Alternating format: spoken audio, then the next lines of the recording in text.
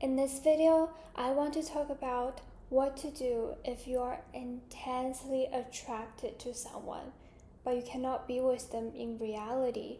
It always comes with a lot of regrets, a lot of heavy feelings. Should you move on, or should you approach them, or should you do something else? Hello everyone, this is Hallie. I'm a transformation and manifestation coach. You can now feel free to book that first free call with me on my website, link down below. Okay, so before I share to you what to do when you are intensely attracted to someone, I want to introduce you to the concept of self-love. This is how relationships mirror about ourselves. So in our entire universe, we are so deeply rooted and connected with each other. Every one of us on the planet, we have that interconnectedness that was there the minute you are born. You are literally existing in everyone. You have people coming into your life reflecting you about your self-worth, self-love. What is your strength? What is your flaws? What are you desperately craving from the external people or environment that you cannot look for within? And in the grand scope of things, all the connections that we form in the reality, in the 3D, they are real. So as our connection to ourselves. And those connections that we form in the reality are perfect mirror to our connection to ourselves. This is a very important concept for you to understand your feelings and understand about your self-worth and self-love. When you are intensely attracted to someone, it probably means that you are lacking something for yourself. You feel like you're not enough, you're inadequate. That's why you can only fill yourself up from external people, and you feeling that connection so much means that you feel somewhat inadequate, not enough. There's just something that you need that you cannot fill up by yourself. That's why you're missing and craving for that person so much, because he reflects something that you desperately need to feel stable, to feel balanced, to feel healthy, to feel loved. I know this is a hard truth, but I really genuinely want to stop you from hurting yourself or being in that grieving or being in that deep pain. If you're going through a separation, or you feel if that person triggered your abandonment wound, I've been there before, so I know exactly how it feels. And this is what I wish I could tell my younger self when I was hurting and extremely sad. Those intense feelings of separation, extreme grieving and saddening, those feelings are real. And this video is not meant for you to just disregard your feeling, but instead transform into the power to embrace those feelings. Know that this is the old version of me that was not entirely connected to myself, and that was a version of me who was still learning about love, right?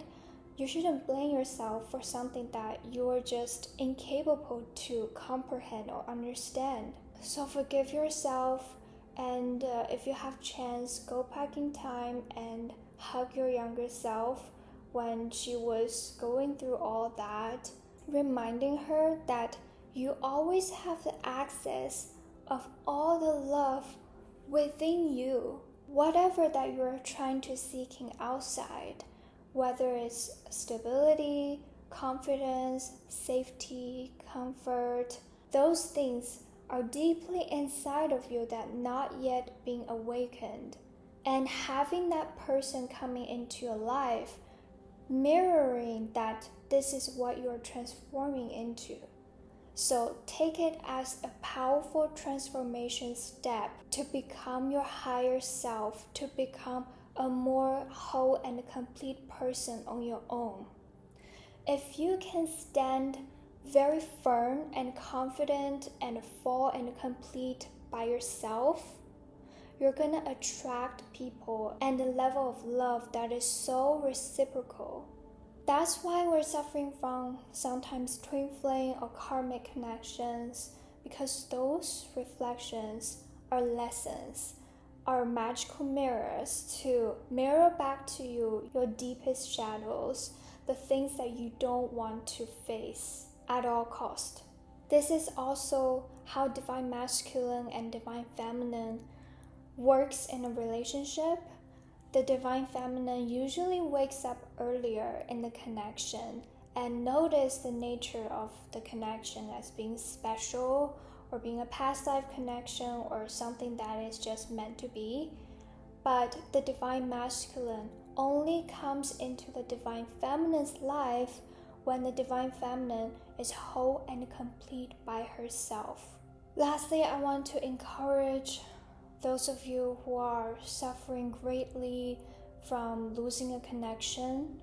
I want to let you know that no matter how difficult this is, if this is a level 10 difficulty for you, then your higher self, the universe, is trying to tell you that you are strong enough to overcome this level 10 because you are that level 10. And right now, you are probably recognizing yourself as level 8, level 8.5, but the universe is showing you the potential for you to embrace that level 10. Not a lot of people can be put into the level 10 problems if what they're so truly ready is level 5. If you give a level 10 problem to a level 5 spirit, it's gonna stretch itself so much and it's gonna break it. So know that whatever you're going through, how hard the pain is, you have the power to overcome it.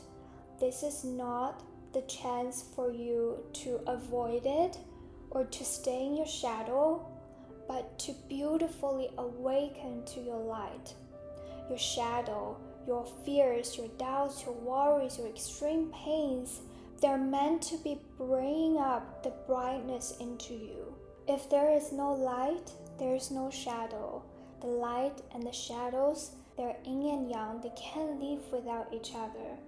And the stronger your shadow is, the stronger your light is. So just want to give some strong encouragements for those of you who are suffering. I am rooting for you. I am there for you. And your pain is not going to be very long anymore. Comment down below if you are experiencing some deep grieving and sadness. Let's all stick with each other and go through the darkness with all your presence and consciousness. It's almost over and you're almost stepping into your true light.